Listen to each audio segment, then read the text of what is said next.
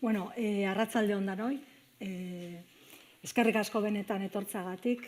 Badakit esfortzu handia dela gaur ona etortzea, ekaineko astebukera baten, areto itxi batetara, horregatik oso eskertuta egiten duzuen esfortzuagatik, gurekin denbora hau partekatzeagatik. Baina espero dut goixo gotea, familian gaude, konfiantzan gaude, eta espero dut astebukera honetan, gaur eta bihar landuko ditugun edukiak, baliagarriak izatea gure egunerokotasunerako, eta gaurkoa beste mugarri bat izatea komunitatea egiteko. Ziur nago elkarrekin ikasteko aukera izango dugula. Nik orain sarreratxo bat egingo dut, kokapen bat, eta joango gara saioa garatzen poliki. Gaurkoan entzuteko, galdetzeko, ideia partekatzeko konfiantzazko espazio bat eraiki nahi dugu.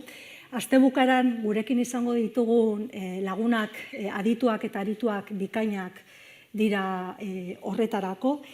Beste hainbat aditu eta praktika hon kanpoan utzi behar izan ditugu denbora finitoa delako eta denerako ez dagolako aukera, baina hemendik aurrera ere izango dugu parada beste aditu batzukin eta beste formatu batzukin eta praktika hon, esperientzia hon eta adituak ere adituekin egoteko eta partekatzeko. Herrietan eta eskualdetan bagabiltzan arren, gaurkoan kanpamendu base bat eraiki nahi dugu. Hemendik aurrera bidean sakontzeko osasun sistema publikoaren eraldaketa bultzatuz eta garatzeko gaixotasunean zentratua dagoen osasun sistema publikotik, komunitatetik eta komunitatean osasuna eraikitzeko gizarte batera jauzi egiteko. Non osasun sistema publikoa beste pieza bat izango den. Orain badirudi osasuna bakarrik osakidetzatik sortzen dela, baina guk nahi duguna da osasuna eraiki ingurunetik, sustapenetik, determinanteetik, guzti hori kontuan hartuz eta osasun sistema publikoa beste pieza bat izatea. Eta gaurko jardunaldietan hori da ikustarazi nahi duguna. Guztiok gauden lan eremuetan osasuna eraikitzeko gauza asko egin ditzakegula, eta askotan egiten ditugu, baina inkontzienteki, ez gara kontziente hori egiten dugula, eta bide horretan gizarte aktibo eta konprometitua eraiki nahi dugu. Jardunaldi hauek bi helbururekin antolatu ditugu, kariño handiz eta maitasuna handiz antolatu ditugu, denbora asko pasatu dugu lan hauek egiten. Lehenengo helburua da osasun mailan egin dugun lan guztia aurkeztea. Hor daukazue karpetetan egin dugun lana eta hori aurkeztea. Eta bigarren helburua da arituen eskutik praktika onak eta eraldatzaileak partekatzea. Eta pasatuko naiz lehenengo helburura, ez? Badakizue orain komunikabideetan eta entzungo zenuten osasun mahaiko azkenengo fasean gaudela. Osasun mahaiak 3 fase izan ditu. Diagnostikoaren fasea, bigarren fasea balore eta printzipioak, eta 3. fasea izaten ari da neurriak eta proposamenak lantzeko fasea. Azken fase honetan, 24 azpilan talde sortu dira, orduan mahaiko eragile bakoitzak ordezkari bana bidaltzeko aukera izan dugu lantalde bakoitzera, eta EH Bilduk lantalde guztietara bidali du ordezkaritzan.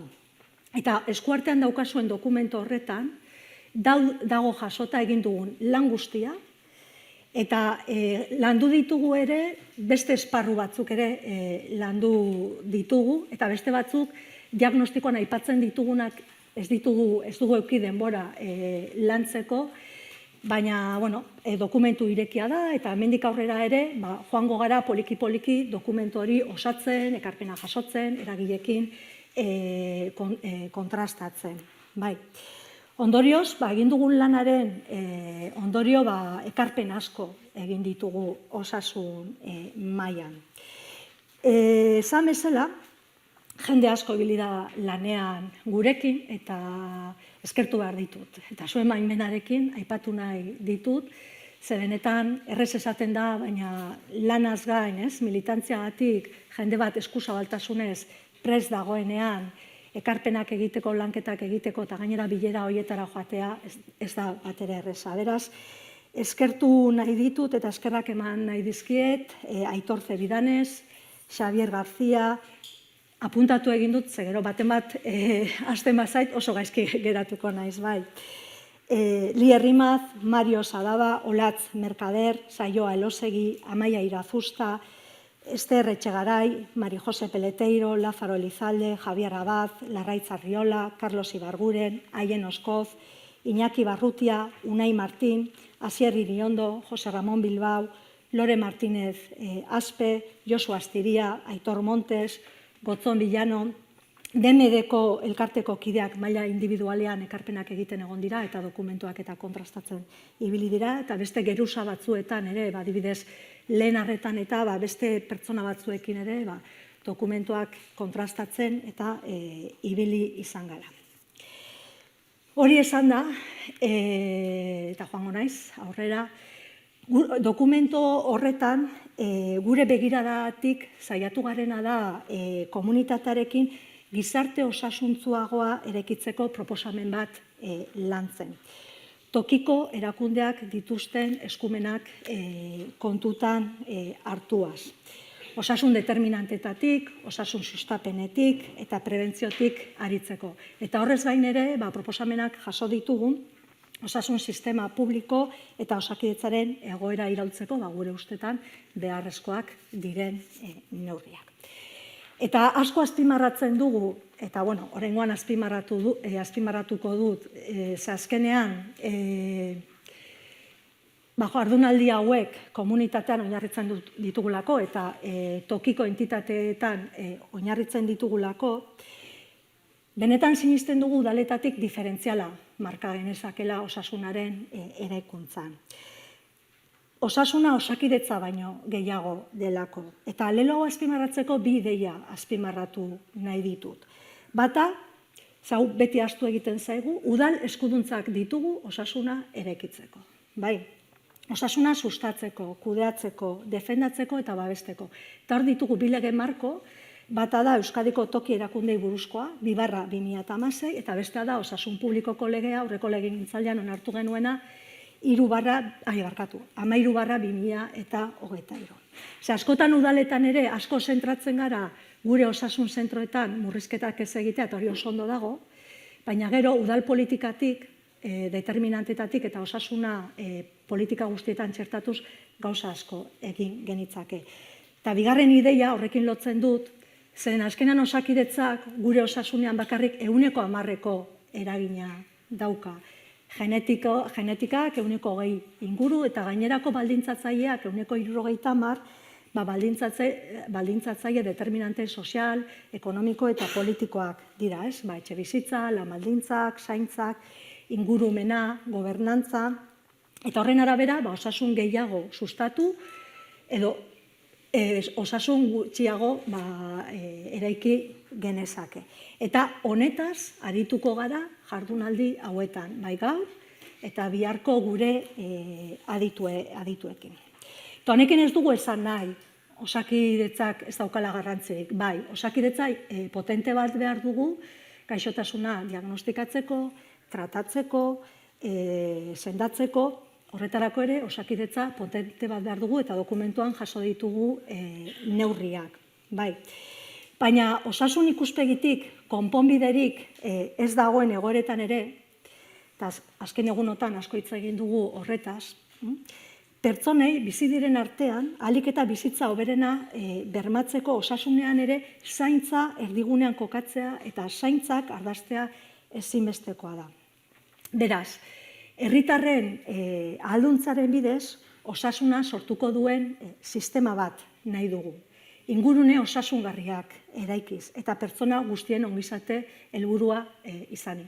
Zeren osasuna ez da gaixotasun gabezia, gehiago da, bai. Ongizate fisiko, psikiko eta sozialaren osotasuna baizik. Eta badago definizio bat asko gustatzen zaiguna, eta hor dokumentuan ikusiko duzue nola ulertzen dugun osasuna.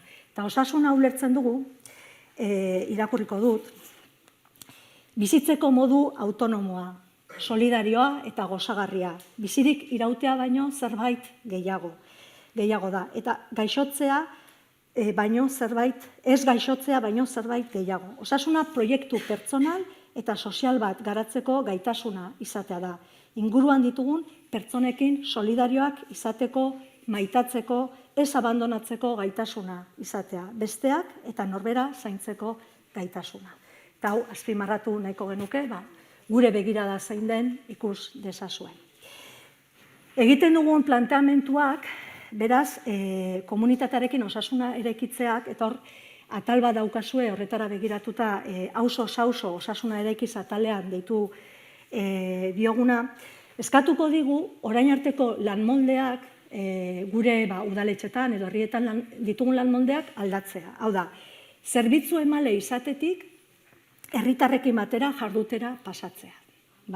Hau da, lantalde eta mailetatik haratago, beste molde batzuk irekitzea lan egiteko. Eta udalgintzako antolaketa berri batetara joatea. Non, zaintzaz, euskara eta feminismoaz gain, osasuna ere zehar lerroa izango den, eta osasuna udaleko politika guztietan txertatu ahal izateko. Bueno, hau esan da, lehenengo maila honetan, gure proiektu hori garatzen egon garen kide batzuekin, gako batzuk eta lan eremu batzuk azalduko ditugu, guztiak ezinezkoa da, baina azalpen horretara, proiektuaren azalpenera pasatu aurretik, labur-labur jardunaldi hauetan zenbait izango ditugun esplikatuko dizuet. Gaur, hasteko gure proiektua aurkeztuko dugu, lan eremu batzuk aukeratu ditugu, guztiak ezinezkoa da, adibidez, ikerketa eta digitalizazioa ez ditugu azalduko, eta hemen daude Lore eta Buli, Jose Ramon Bilbao, ikerlaria eta Lore ikerketa digitalizazioan aditua, norbaitek galderari baldin badauka, galdera egiteko. Gure maila bukatzen dugunean, ondoren komunitatetik herri osasuntsuago bateratz mai praktikoa izango dugu, Unai Azurmendi eta Xavier Garziarekin. Bihar goizean 3 mai izango ditugu, benetan ditugun hizlariak lujo bat dira. Lehen mailan osasun determinanteak eta ezberdinkeriak osasunean jorratuko ditugu, osasun publikoko adituekin, hemen daukagu Karma Borrell, bera Bartzelonako osasun publikoko agentziako zuzendaria da, eta bihar etorriko dira Maider eta Erika, EHUko opikeko ikerlariak direnak. Ondoren, edukiko dugu beste mahai bat, zenbait praktika on ezagutzeko, bertan egongo dira Iraiz Pazos Pasaiako zinegotzia, egongo dira gaur ere etorri da Iratxe Lasa Markinako alkatea, eta edukiko dugu Naomi Jason, bera herrietan, komunitate biosferak garatzen ditu. Eta bukatuko dugu osasun mental komunitarioaren eraldaketaz, eta hemen ditugu Monika eta Raquel, Bartzelonatik etorri dira, eta benetan lujo bada, praktika eraldatzaileak ezagutzeko lehen eskutik. Hemen daukazue, aurkibidea, dokumentua nola antolatu dugun ikusteko, ez naiz luzatuko honetan. Atalez atal daukazue hori bereizita, eta orain aurkeztuko ditut lagunduko dizkidaten kideak proiektua asaltzen, eta gero ondoren izango diet lehenengo laurei oholtzara igotzeko. Proiektua aurkezteko gurekin egongo da, begiradan sakonduko du aldaketa globala, One Health, osasun bakarra, Aitor Zebidanez. Bera albaitaria eta doktorea da, Neikerren animalien osasun saileko ikertzailea. Aitorrekin hasiko gara. Ondoren, Carlos Ibarguren, bera medikua eta doktorea da, emergentzietan aritua eta orain Donostiako ospitaleko intentsiboetan, berak osasun sailaren eta osasun sistema publikoaren egiten dugun proposamen egitura aurkeztuko du. Ondoren, Larraitzek osasun publikoa eta adikzioak zuzendaritza guk osasun kolektiboa deitu diogu. Ikusiko duzu dokumentuan, izen aldatzen diogula. Larraitz medikoa da, osasun publikoan aritu da, lehen arretan ere, eta orain Aspazen ari da. Ondoren, lehen arreta kronikoak soziosanitarioa, Larraitzek eta Saioa Elosegi. Saioa Elosegi Uranga famili medikoa da, Errenterin Jesusen bihotzean adinekoen egoitzan mediku bezala lan egiten du. Eta ondoren, osasun sistema publikoaren eraikuntzarako oinarri eta zutabeak aurkezten, lagunduko diate Javier Abad, bera osasun publikoan espezializatua da, Nafarroako osasun zerbitzuan planifikazioan eta kudeaketan esperientzia duena, orain jubilatua. Eta berarekin batera, Asier Iriondo, bera erizaina eta antropologoa, 15 urte asistentzian aritu dana, eta orain Biogipuzkoan, entzaio klinikoetan ari dena. Eta gurekin, egongo dira ere, bereiek Javier eta Asier aurretik egongo dira Iñaki Barrutia eta Gotzon Milano. Iñaki Barrutia psikologo klinikoa da, drogo mendekotasuneko masterra dauka eta osasun mentaleko sare desberdinetan aritu izan da. Eta Gotzon Milano gizarte langilea eta Arabako osasun mentaleko sarean orain arte lanean eta oraintxe jubilatua. Bai. Eta bideoz, gaur ezin zan etorri, baina Aitor Montes, bera famili medikoa da, hizkuntza politikan aditua, eta biltzen da Gales, Quebec eta hainbat erakundetako ordezkariekin, bideotxo bat bidali dugu. Bai, orduan, hasiko gara horrekin, beraz, Aitor, Carlos, Larraitz eta Saioa.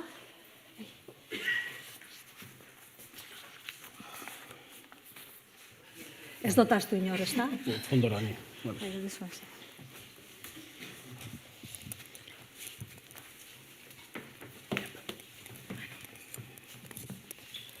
Aitor, zurekin hasiko gara, zurea da hitza.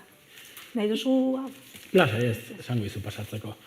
Ni Aitor naiz, esan duen bezala Rebekak albaitaria, eta esango zute, albaitari bat hemen osasun gintzan, eta are gehiago harritzeko, hitz egin dut osasuna, eta igelen arteko erlazioa adibidez aipatuko dugu. Are urrutirago joango gera osasuna ulertzera.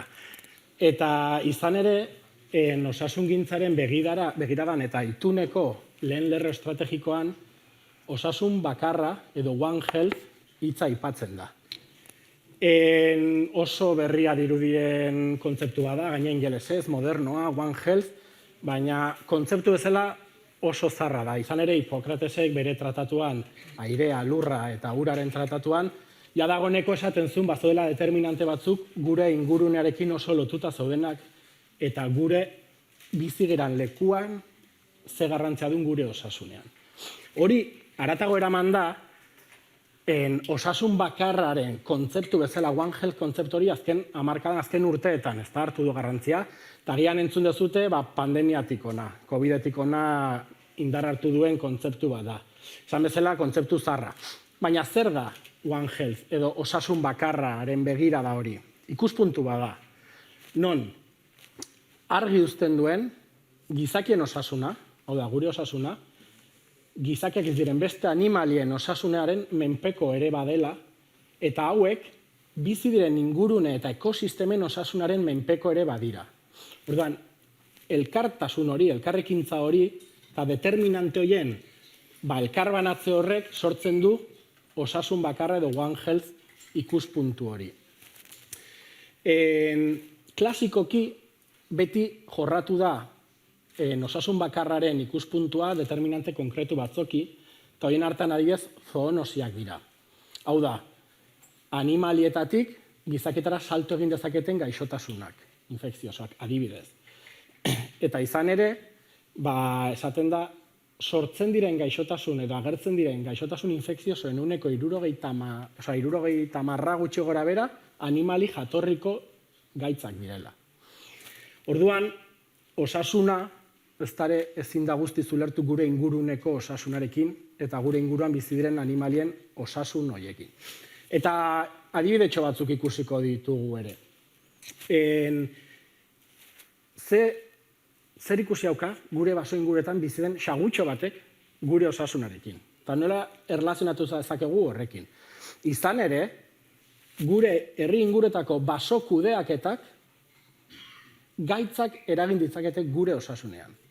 Eta horretik prebentzioa aipatzen dugu, eta ez gaitzaren tratamendua, ezta? Baso eragaldaketa batek bere ekosisteman dauden animali guztien konposizioa aldatu dezake. Depredatzaileak alde batera kendu, gutxitu, horrek eragin dezake.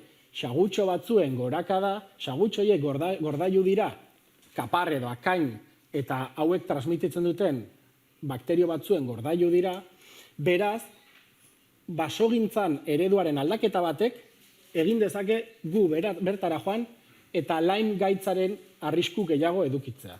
Osea, ez gera hain urruti joan behar, gure inguruko basoetan gertatzen den determinanteak dira. Eta horregatik, ikuspuntu hau hain argi edukita, ze garrantzitsua den sektore arteko eta disiplina arteko elkar laguntza eta elkar lan hori. Osasuna ezin da bakarrik osasun departamentuaren barne gelditu. Hau da, osakidetza esan dugu eta osasuna, baina handik haratago joan behar da. Osasunaren ikuspuntua txertatu behar da, hezkuntzan. Txertatu behar da, ingurumen departamentuan, basogintza politikan, planifikazio urbanoan ere. Bai? Badira beste hainbat departamentu, sektore eta disiplinak osasuna jorratzeko ezinbestekoak direnak. Eta paperean oso polita gelditzen da, baina badakigu praktikan ze zaila den hori. Eta komentatu da, udalerritatik ere badula eskumenak osasungintzan aritzeko. Baina adibide moduan ere, plagak edo izurrien kontrolerako eskumenak adibidez udalerritan daude. Eta eltxoen edo beste gaixotasun iturri izan daitezkeen intsektu artropodoen kontrolerako udalerritatik aritzen da lanean. Orduan ez dago beti dependentzia bat edo Eusko Jaurlaritza edo aldunditatik eta abar. Eta, pasa hurrengora, bai. Horregatik, disiplina arteko eta sektore arteko ikuspegi hori argi daukagu, baina lanketa eta elkarlana da iritsi behar geran puntu hori, eta hori da benetan zaila egiten dena. Guk baditugu esperientzia batzuk oso onak, abeltzaintzatik, nekazaritzatik, ingurugiro arlotatik, osasun planak ere eta kontrolerako planak sortzeko. Beste adibidea jarriko nuna, orain asko entzun da aurreko urteetan Andaluzian eta manifestatzen eta denak ikusitugunak virus Nilo mendebaldeko virusaren gaitza adibidez. Zuek imaginatu nola den eskema. Eltxoak kutsatu, gordailuak hegazti basatiak dira, migratzen dutenak alde batetik bestera. Badaude ere hegazti etxabereak edo zaldiak ere bertan gaixo daitezkenak. Eltxoen ekologian gure nezegune eta ekosistemaren baitan badaude beste 1000 faktore. Orduan, plan hori osasun departamentutik bakarrik ezin da eraman. Inguru giro eta animali basatien departamentutik, abeltzaintza departamentutik. Orduan, nahi eta ez iritsi bargera elkarlan horretara. Eta tokian tokiko lana eginez ikuspegi global batetik. Eta horrekin lotu nahi detena da, bai, pasa. Aldaketa globalaren kontzeptua. Osasun itunean lehenengo lerro estrategikoa zan osasun bakarra eta aldaketa klimatikoa. Aldaketa klimatikoa gaur egun plantan gertatzen arien faktoretako bat da. Eta lortu deguna da gure proposamenarekin izenburua eta den aldatu eta osasun bakarra eta aldaketa globala deituko da orain. Aldaketa global horren barruan, baditugu determinante asko osasunarekin oso relazionatua daudenak. Aldaketa klimatikoa horietako bada. Paisaiaren eraldaketa, adibidez, urbanizazioa, eremu naturalen galera, baso soiltzea, badira baita ere globalizazioarekin erlazionatutakoak. Animalien mugimenduak, gizakien mugimenduak, horiek denak osasunaren determinante ere badira. Eta ikerketa asko baude, erlazionatzen dituztenak, hainbat faktore, horrelako adibidez, abeltzaintza intensiboa, kutsadura, baso soiltzea, nola eragin dezakete gaixotasun infekziosoen agerraldi horietan. Eta lehen komentatu den adibidera bueltatuta, igelekin erlazionatuko dugu gure osasuna. Eta adibide bat bakarrik esplikatu nahi dizuet, pixkat ulertzeko ze punturaino den konplexutasun honen garrantzia. Munduan, planetaren historian, individuo gehien akatu dituen pandemia, onddo batek eragina, anfibioak akatu ditu, ez gizakiak. Historian zehar, onddo batek eta pandemia honek gertatu den mortalidade handiena eragin du anfibioetan, igel eta uandretan. Asian zeukan jatorria, animaliaren trafikoak eta giza mugimenduak onddo hori mundu guztira sakabanatu du. Eta eragin du espezie galera, populazio, anfibio igelen populazioen berakada, non puntu bateraino iritsi gea, adibidez, Ertamerikan egin den ikerketa batek ikusi du, onddonek sortutako anfibio populazio galerak hurrengo urteetan malaria kasuen igoera ekarri duen. Zergatik? Anfibioak eltxoak jaten dituzte. Eta eltxoak malaria transmititzen dute. Orduan, nola, anfibioen mortalidade batek ekarri du malaria kasuen gorakada bat. Orduan, ikusteko ze nolako ingurumen determinante horiek oso urruti daudela gure eguneroko osasungintzaren ikuspuntu horretan, nola bueltan etorri daitezke gure osasunarekin. Eta horregatik, planteatzen den ikuspuntu hori eta osasun bakarraren ikuspuntu hori, erlazionatua dago osasun aldaketa globalaren ikuspuntu horrekin. Non, puntu bateraino, gure inguruko basoak, gure osasunaren eta gaitzen iturri izan daitezke. Hori da pixkat, eskemak apurtzea etorri naiz eta gauzak birpentsatzea. Oso nahi. Eskerrik asko. Jarraituko dugu Carlosarekin. Carlos, planteatzen dugu dokumentuan, osasun sailaren antolaketa berri bat, eta baita ere osasun sistema publikoaren egitura, ez? Pizkatxo bat azaltzerik? Bai, lehenengo galdera hori litzateke, ez? Aldatu nahi dugu eta honen erantzuna dudarik gabe baiezkoa da, aldatu nahi dugu egitura.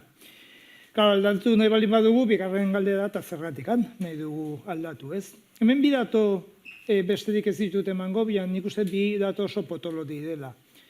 Aipatu ari gera lehenengo minutu hauetan gure proiektua osasuna sortzea dela, eta aldiz, sistema guztia eraikita dago osasuna sortu ordez asistentzia emateko, ez? Hau ikusi dezakegu aurrekontuetan, urruti dago jungabe, ze diru proportzio dedikatzen zaion asistentziari eta ze proportzio osasuna sortzeari, ez da? Baina hau ez da kasualitatea, gauza guztiko gehienak kasualitatea ez dian bezala, ez da? Interes pribatua ez du osasuna sortu nahi. Interes pribatuak asistentzian, diagnostikoan, tratamenduan dauka bere interesa, ez da? Bigarren zergatia, iruditzen zaigulako sistema oso gerentzialista dela, oso zerbitzu buruetan oinarrituta, oso piramidala, oso goiti berakoa, eta hau ere etzaigu gustatzen. Orduan, aldaketa honekin guk zer nahi dugu lortu, zertarako nahi dugu aldatu. Aldaketa berez ez da helburua, aldaketa berez tresna bat besterik ez da, zerbait lortu ahal izateko, ez da. 5 gauza gutxienez lortu nahi ditugu aldaketa honekin. Lehenengo gauza osasuna gehiago sortzea, orain arte sortzen ari geran osasuna, baino askoze gehiago sortzea, ez da. Nolaino? Akaso asistentzia bera osasun sorrera honen frakaso bat bezala bizitze daino, ez da, zergatik ez. Bigarren aldaketa, bigarren zergatia lortu nahi duguna, komunitatea aktibatzea da. Komunitatea aktibatu, komunitatea ahaldundu, osasuna sortu nahi balin badugu, inungo egitura bakarrik, berak bakarrik bere teknikariekin ez duelako lortuko osasun nahikoa sortzea. Komunitatearen beharra daukagu, lan bateratu egin beharra daukagu, dudarik gabe osasuna sortu nahi badugu, ezta? Hortarako osasun komunitarioa, osasun kolektiboa indartu behar dugu, bai egituran eta bai aurrekontuetan ere. Baina asistentzia bera ere aldatu nahi dugu. Iruditzen zaigu asistentzia gaur egun oso fragmentatuta dagoela. Minbizi bat daukan pertsona batek ikusi ditzake aste berean 3 espezialista, 3 egun diferentetan, 3 aldiz ospitalera joan behar horretan, eduki dezake zita bat neurozirujanoarekin, onkologoarekin, radioterapeutarekin, erizainarekin, eta hemen ez dago koordinaziorik, hemen ez dago, eta gero deskuidatzen baztea, plantatzen diote bere tratamentua bukatu dela, eta etxea joateko paliatiboekin harremanetan jarri gabe, ez? Osea, fragmentatua dago, eta guk hau dena prozesu izaera eman nahi diogu guzti honi, eta prozesu hauetan gainera nahi duguna da, bai profesionalen eta bai herritarren ahotsa entzutea, ezta? Profesionalek bai, badakite prozesu hau nola egin behar den, baina herritarrek hor egon behar dute denbora guztia profesionalari esateko kontuz, hau profesionalen ikuspuntua da, baina herritarrok ez dugu hau behar, herritarrok beste hau behar dugu, ezta? Eta zertadako gehiago, 5. zertadako hori litzateke agintariak, profesionalak eta herritarren artean dagoen arrakala hori gutxitu nahi dugulako, ezta? Sensazioa daukagu agintarien eta profesionalen artean arrakala handia dagoela, eta gertudatu nahi ditugu agintariak asistentzia da, eta gertudatu nahi ditugu profesionalak kudeaketa da, arrakala hori gutxitu, eta herritarren arteko arrakala hori ere gutxitzea bada helburu. Herritarrak egon behar dute bai kudeaketa eta bai asistentzia horren diseinuan eta kontrolean, ezta? Hori lortzeko ze aldaketa planteatzen ditugu? Bueno, hor dauzkazuen liburuzkan, baina nik 4 gauza azpimarratu nahi ditut. Lehenengoa da, 2 sailburu ordetza mantentzen ditugula gaur egun bezala, baina osasungintza, plangintza eta formazioaz arduratzen den osasun sailburu ordetza horretan, digitalizazioaren zuzendaritza bat sortu nahi dugu, digitalizazioa azken aldian pisu ikaragarri hartzen ari delako, eta sailburu ordetza honetan ere kokatu nahi dugu osasun publikoa eta administrazio sanitarioko eskola. Sortu nahi dugu eskola bat, osasun publikoan trebatzeko gure profesionalak, eta kudeaketan, administrazioaren, asistentzialaren kudeaketan trebatzeko gure profesionalak, zeruitze zaigu, kudeaketa pasatzegean profesional askok ez dugula nahiko prestakuntza eta hori hobetu behar dela. Profesional hon bat, profesional sanitario hon bat, edizain hon bat ez du zertan kudeatzaile hon bat izan behar. Bigarren aldaketa planteatzen duguna, eta kaso hau da planteatzen dugun aldaketa nabarmenena eta nagusia, Rebekak 23ko legea aipatu du, 23ko lege horrek osasun publikoaren Euskal Institutuaren sorrera jasotzen du, eta gure iritziz instituto honek Osakidetzaren pare egon behar du.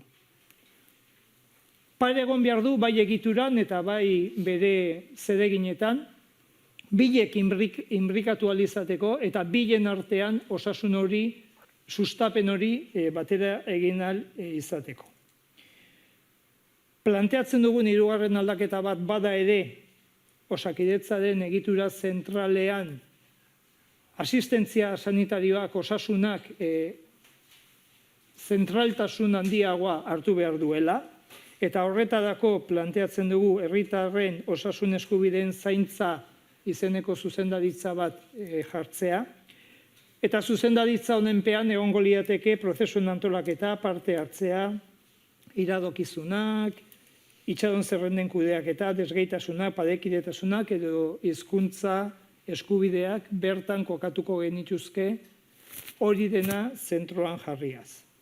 Eta planteatzen dugun 4. aldaketa, eta hau ere garrantzitsua iruditzen zaigu da, gaur eguneko zuzendaritza gehienak oso monopertsonalak, oso monoprofesionalak direla, eta zuzendaritza hauek egitura askoze kolegiatuagoa beharko luketela. Oinaino. Bueno, orain, osasun publiko eta adikzioekin jarraituko dugu, eta hor, Larraitz eta biok, arituko gara, osasun kolektiboa deitu diogu. Aldaketa nabarmen bat planteatzen dugu, ez? Bueno, osasun sailean ezaguna handiena da Osakidetza, bai? Osasun publikoa eta adikzioetako zuzendaritza ez da ezagutzen. Ditugu hor, bi adar bezala, eta orain, osasun publiko eta adikzioetako zuzendaritza institutoan bilakatuko da. Oraindik ez, baina horretan ari dira dekreto zirriborro baten bidez. Guk planteatzen du, eta orain dakizuenez, osasun publikoko zuzendaritzak dauka zentrala, Gasteizen, eta gero dauka 3 zuzendaritza orde, dauka Bizkaian, Araban eta Gipuzkoan. Potentena da Bizkaiakoa, eta hor daude epidemiologia, hor daude ingurumena, eta hor daude beste lan batzuk ere, eta gero daukagu laborategi bat. Baina planteatzen duguna da, osasun publikoan dauka eskuduntza bat, dela sustapena, hori indartzeko, orain komarkalak daude. Komarkalak ez dira erakunde sanitario integratuen parekoak. Hor planteatzen duguna da, profil ezberdinetako ekipoak areagotzea, eta hor txertatzea, heziketa fisikoko lizentziatuak, psikologoak, nutrizionistak, erizain komunitarioak, zertarako eskualdetan, herriei babesa emateko komunitarioa garatzeko. Herrietan egongo diren orientazio zerbitzuekin, gizarte zerbitzuekin, osasun zentroekin. Izango dira, ekipoak lagunduko dienei herriei, gero eskualde bakoitza daukan biztanleriaren arabera, profil horiek osasun sustapen eta prebentzio hori garatzeko. Eta planteatzen dugu ez, egitura hori gehiago sakontzea. Bai, eta osasun kolektiboa esaten dezu, aldatu diozute izena, eta ez da caprichos, y aquí está Karma Borrell, y le escuchamos a ella en una charla que dio en Bilbao también, cuando hablamos de salud pública, osasun publikoa, jendeak pentsatzen du, bai, la sanidad pública, ez, beste gauza bada, osasun publikoa beste gauza bada, eta osasun kolektiboa izena aldatzea ere arrazoitzen dugu pixkat horretan, ez bereizteko eta pisua emateko. Osasun publikoa da, ez ezaguna, ez bakarrik herritarrengan, baita profesionalengan ere. Medikuntza egiten dugunean, bukatzen dugunean, inorrek ez daki osasun publikoa zer dan, eta zuzenean espezialitatea egiten dugu, ospitalera, eta bakoitzak, eta osasun publikoa. Horregatik, Carlosek aipatu duna eskola sortzearena, osasun publikoa eta administrazioa iruditzen zaigu oso garrantzitsua dela. Ze horre ere, medikuntzan, erizaintzan eta beste disiplinatan dabiltzan pertsonak ere formatu ahal izango dira eta osasun publikoan jardun. Horregatik guretzako indartzeko osasun kolektibo hori hasi gaitezen formatzen eta hasi gaitezen heltzen gainera. Hor dauden pertsonak ez galtzeko beraiek dituzten esperientzia dagoeneko osasun publikoan. Eta gero nik aipatuko ditut, 2 gauza, hor liburuzkan ere badituzute beste proposamen, hainbat proposamen egin ditugu. Barkatu, ahaztu zait, porque aurpegiak ikusi ditut, ahaztu zait fisioterapeuta gizarte langileak ere sartu ditugula, Gotzon, lasai. Por si acaso. Bueno, ordune, pixkat 2 proposamen eta ez naiz luzatuko. Alde batetik, nahi ditugu sendotu zaintza sistemak. Eta badauzkagu, baino sendotin, alde batetik zoonosiak. Aitorrek ere hitz egin du, vektore bitartez transmititzen diren gaixotasunak, kutsadura, elikaduraren arriskuak, antimikrobianen erresistentziak, oidanak osasun publikotik, osasun kolektibotik eramaten ditugu, eta horrek behar du sendotu. Eta arriskuan aurkako erantzun integratuak martxan jarri. Hori, hola, potolo bezala. Eta gero badaude 2 proposamen oso konkretua dianak, eta gainera pixkat ulergaitzak direnak, ez? Eta dira, baeketa programak. Baeketa programak osasun publikokoa dira. Eta horretaz ez dago zalantzarik. Osasun publikoa adituek dakiten noiz jarri behar den martxa baeketa programa bat, zergatik, zertarako, nola, eta gaur egun, baeketa programa bakar bat dago osasun publikoaren barruan, eta da jaio berrien baeketa. Hori gurea barkatu, claro, ni osasun publikoan, hori osasun kolektiboan publikoan dago, baina gero, beste baeketa sistemak, adibidez, minbiziarenak, bai dela bularreko minbizia, zerbizeko minbizia, eta ondesteko minbiziak osakidetzak eramaten ditu. Osakidetzak esaten du, zeinei, eta iruditzen zaigu hori osasun publikoak eraman beharko lukela. Eta baita ere jaio aurretiko eskrinina edo baeketa programa hori ere osakidetzak eramaten du, naiz eta eramaten dunak epidemiologoa izan, eta gorreriaren baeketa ere osakidetzak eramaten dugu. Eta guk aldarrikatzen dugu eta proposatzen dugu baeketa sistema horiek osasun publikora etortza, eta horrela ere jaso dugu Lier ezin izan dula hemen egon gurekin osasun publikoan aritua, bera egonda itunean arlo hau jorratzen, eta horrela proposatu dugu baita ere.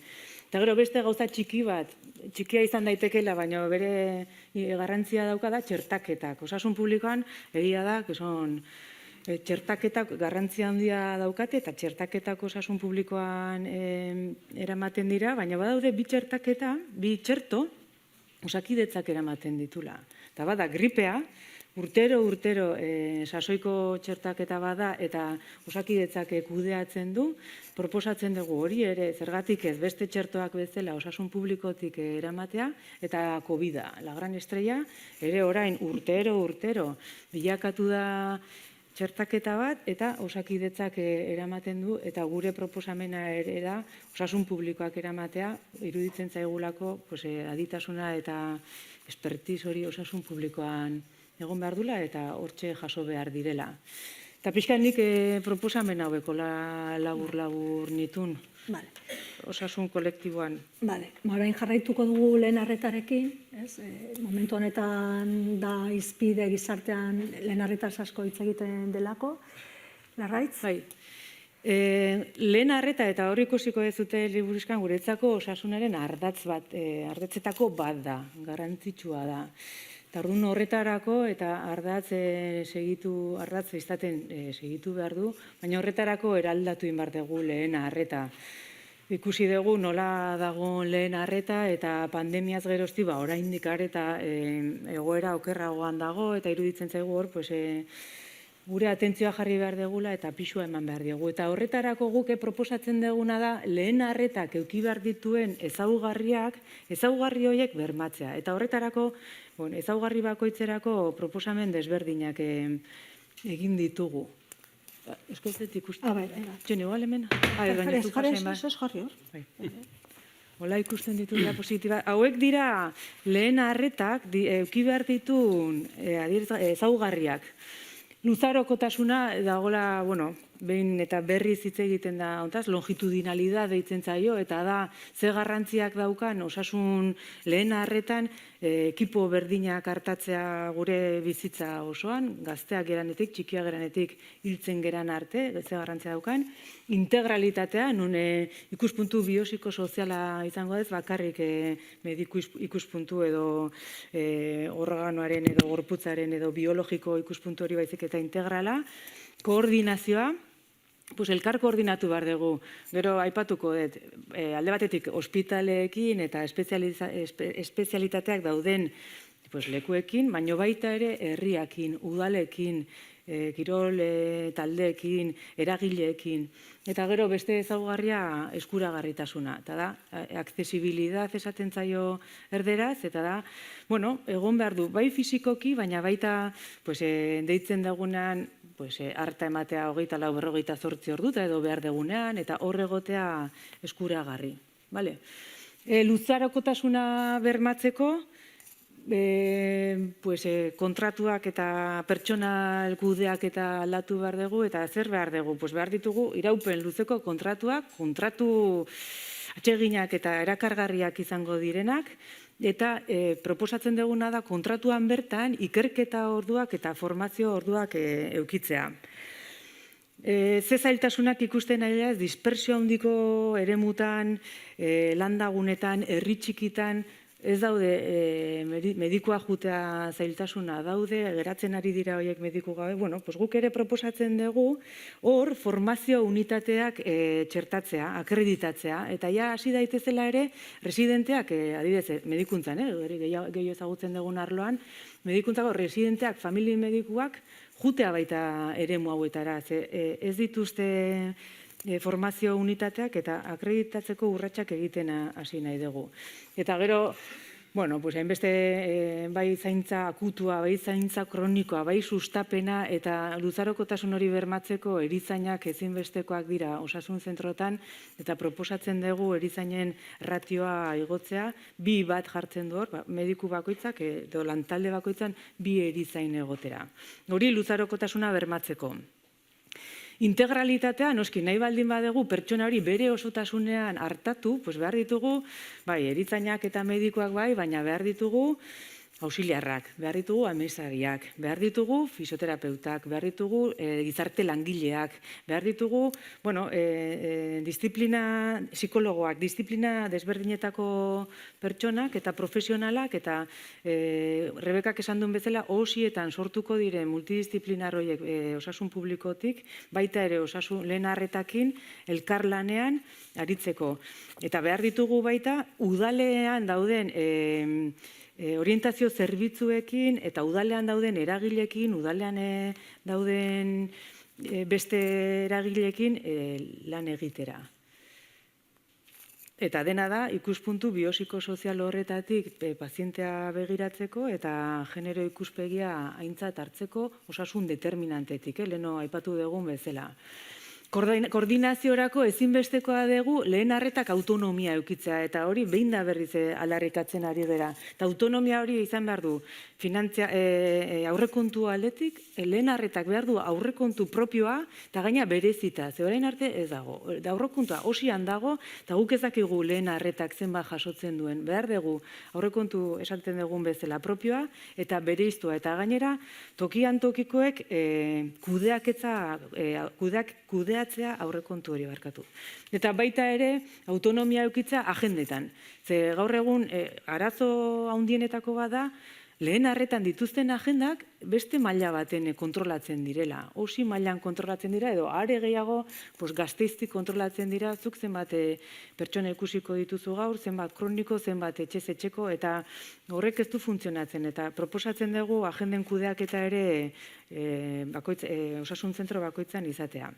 Eta gero, elkarlana, udal mailako koordinazioekin, udaleko gizarte langileekin, orientazio zerbitzuekin, ikastetxeekin, farmaziekin, osasun mentaleko zentroekin elkarlana eta koordinazioa lehen arretatik gidatuta edo behintzat lehen arreta presente egonez. Eta eskuragarritasuna ere bermatzeko, horre esan dugu pixkate... Bai, barkatu, zenik uste eta gaizki dudala. Eskuragarritasunan, bai, barkatu, hemen, dakize bertatuan, hemen nahi nun hitz egin etenik gabeko arretagunetaz, los PAC, ez dago hor, ez? Ezki jarrita dago. Bueno, hitz egiten dugunean eskuragarritasuna da, bueno, pues, ze orduk arte, ze ordutegi ukiko duen, horretarako ere autonomia eman nahi dugu lehen arretako osasun zentroei, beraien ordutegiak jartzeko eta txandak egiteko beraien artean, baina baita ere etenik gabeko arretaguneak oso garrantzitsua dira eskuragarritasunean. Orduan, etenik gabeko arretaguneentzako eragileekin, plataformekin, profesionalekin bilduko gera, edo, bueno, nahi dugu eraldatu eta ikusi funtzionamendua, ordutegiak eta beraiekin adostu. Eta lehen arretan egon daitezela, bai estrukturalki eta baita funtzionalki. Eta etenik gabeko arretagunean, bai eukiko ditugu taldeak eta talde bereiztuak, baina gero ere proposatzen dugu lehen arretan lan egiten duten pertsonek ere guardiak egin ditzatela etenik gabeko arretagune horretan eta horrela eskuragarritasuna bermatzeko. Eta, ja pixkat lehen arretakin bukatzeko, nire txapa da, hasi osasun publikoa eta jarraitzen denik, ja bukatuko dut, lehen arretan ere oso garrantzitsua da, eta gero eta garrantzia handiagoa dauka kronikoen zaintza. Eta horregatik lehen arretatik gu kronikoen zaintza potente bat egitea edo diseinatzea edo, hastea proposatzen dugu. Badaude gauza batzu, baina guk proposamenak dauzegu hobetzeko kronikoen zaintza hori. Zergatik dira kronikoak hain garrantzitsua? Argi dago gure populazioa gero eta zarkituago dago eta 28%ak erkidegoan badauka dagoeneko gaixotasun kroniko bat.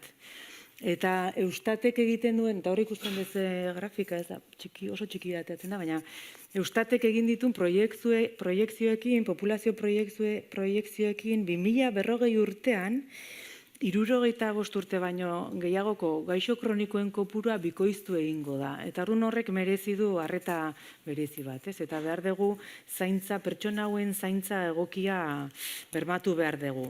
Horretarago guretzako kronikoen zaintza lehen arretan oinarrituta egon behar du, atentzio integrala eta koordinatua, disiplina artekoa eta erakunde desberdinen bitartez. Eta sustapena, prebentzioa, etxez etxekoa, eta gaixoak eta familiak ahaldunduz.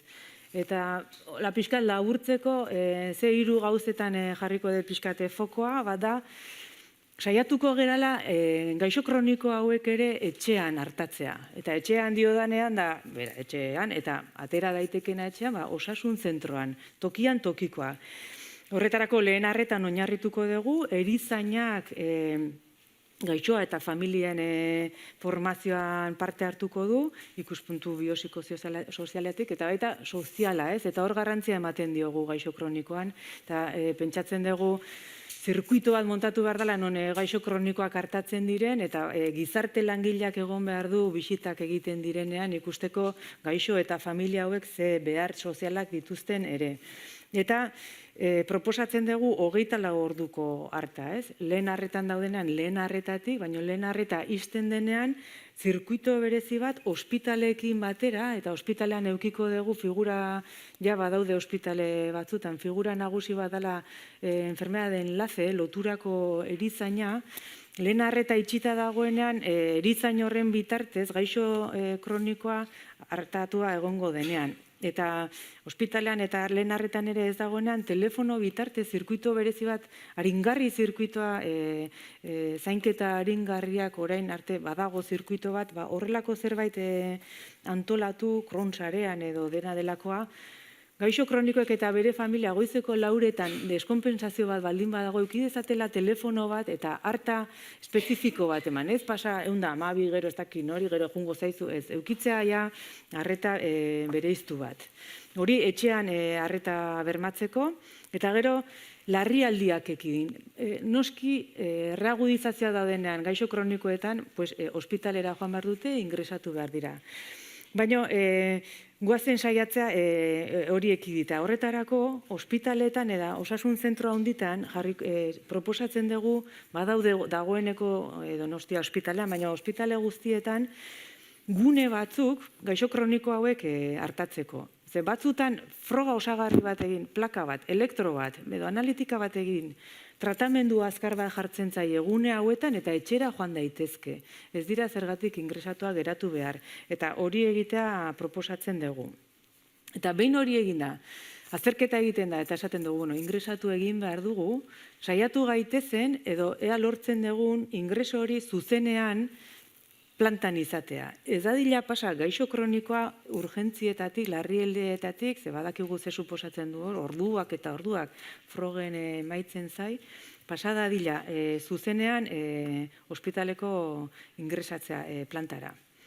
Eta gero, garrantzitsua baita koordinazioa eta integrazioa, eta orduan lehen arretatik koordinazioa ingo dugu, barne medikuntzarekin edo kronikoak eramaten dituzten sailekin, barne medikuntzako espezialistekin, eta bilera presentzialak egingo ditugu lehen arretan. Osasun zentrotan, hilabetean behin, bilduko gera espezialistekin, bilduko gera osasun lehen arretako profesionalak, eta ezin ditugu ahaztu, egoitzetan, gure herriko egoitzetan bizi diren gaixo kronikoekin. Orduan, proposatzen dugu baitara bilera horietan eta zirkuito horretan egoitza horietan lan egiten duten profesionalek ere egon behar dute.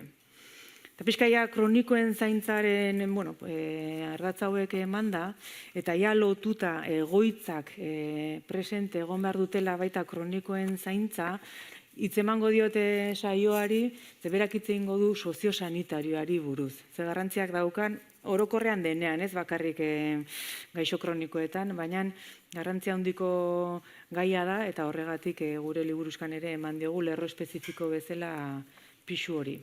Nahi dezunean saioa?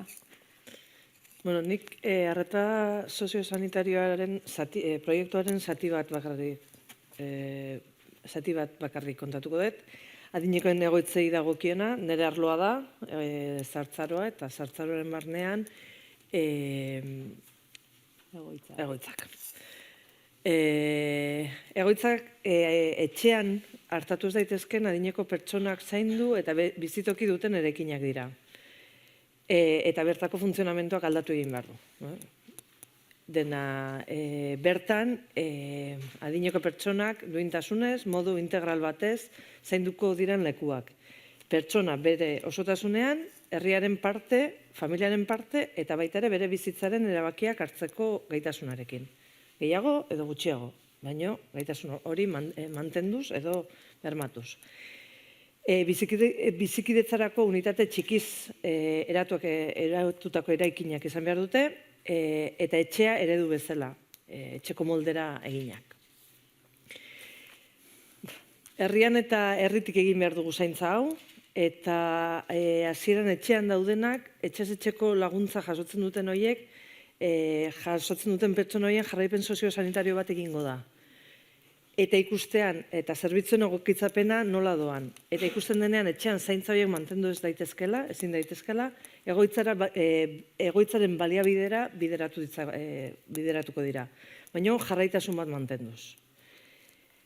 Egoitzak herriaren parte izan behar dute, herrian bertan edo bailaran kokatuak egon behar dute, herri eragiletatik gertu, eta herriko bizitzaren parte eta eragile izateko. Zartzarako ekintzak egiteko eraikinak ere baliatu daitezke, bai egoliarrak eta ez egoliarrak direnak bateratuz, nahi izan ez gero. Eta herrian dauden aktibitatetara parte hartzera sustatuko ditugu gure egoliarrak baita ere.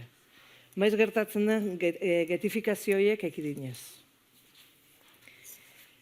Gero, egoitzetako langile sanitarioak lehen arretako osasun zentruko oinarrizko taldearekin harremana mantendu behar dute, zaintzaren jarraitasuna emateko. Etxean zaindu diran adineko horiek, egoitzan sartzean jarraitasun bat mantentzeko. Orain arte, estamentu estankoak dira, etxean dauden bitartean Osakidetzaren zaintzapean daude, eta egoitzetan sartzen direnean normalean osasun langileak gizarte zerbitzuen gain gaude, beraz, separatuak, eta beste gauza bat izango bagina bezala.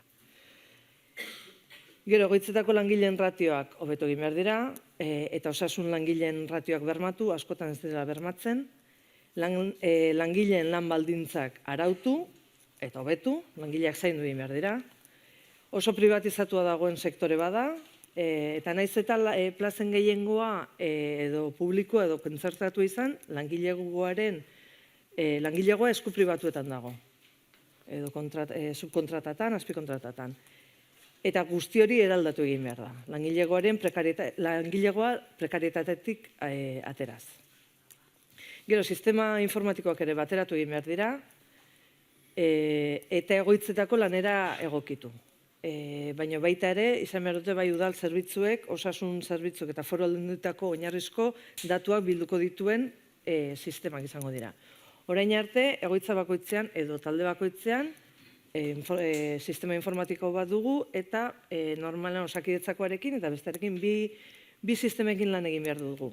Eta bakoitzak berea dauka, hori bateratu egin behar da. Eta gero, arreta, erabiltzaile eta familiei egokitu behar zaie. Autonomia sustatuz eta familia eta egoliarrei ardatz bezala. Pertsona ardatza duten zeinketak egingo dira, baina horterako langilea formatu egin behar dira. Ari dira hori egiten, baina batzutan hitz hutsak dira.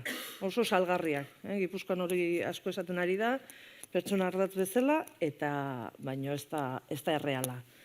Formakuntza behar da, formakuntza zeharkakoa eta goiti berakoa eta beti gorakoa izan behar du, egoitzetako langile guztiei bideratutakoa. Eta gero egoitzetan ere proiektuan esaten duguna, plaza soziosanitarioak egoitzetan egongo direla, bete gabe egongo diran ohe batzuk, momentu batean soziosanitario gisa bezala erabiltzeko. Eta baita ere, bizitzaren amaieran eta zaintzaringarria behar dituzten herritarrentzat irekiak.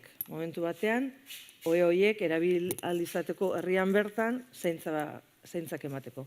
Eta hori egiteko ere ezin beharrezkoa da zaintzaren jarraitasuna eta osasun zentroarekin harremana eta elkarlana.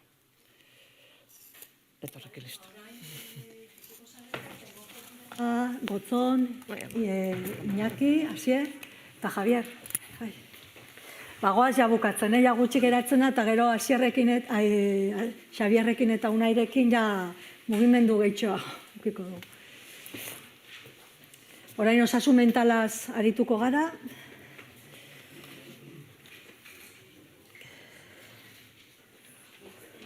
Mikrofonoa jarri da. Bai, baukat. Ez dakit aktibota dauen. Vale, Ez dakit aktibota dauen. Berak aktibauko. Nun jarriko naz.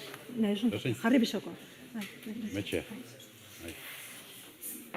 La Garnica, oso. Iñakik eta Gotzonek osasun mentalaz egiten dugun proposamena arituko dira. Javier formazioaz, Asier gobernantzaz, eta gero Aitor Montes hizkuntza politikaz, eta honekin lehenengo mailari bukara emango diogu Unai eta Xabierri pasoa emateko. Eta gane.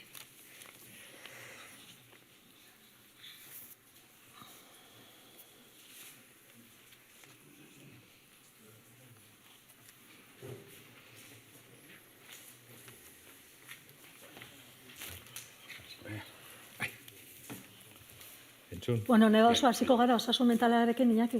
Hasiko gara? Bai. Vale, ba. Bueno, txalde ondonoi. Hablando de salud mental, hay algunos aspectos conceptuales que son muy importantes para nosotros tener en cuenta. Una sociedad enferma en valores se proyecta en problemas de salud mental. La psicopatología debemos entender como una expresión del malestar social. Y tenemos que tener en cuenta los determinantes sociales porque son los que provocan el sufrimiento psíquico. Pobreza, exclusión, desahucios, inseguridad laboral, discriminación. Bien, hay dos enfoques cuando abordamos la salud mental, un enfoque individual, biomédico y otro comunitario. Yo empezaría a hacer una breve crítica a este enfoque individual y biomédico. Es un modelo biológico y unidimensional, y los problemas sociales son multidimensionales, tanto en los efectos como en las causas. Niega que la salud es un producto social.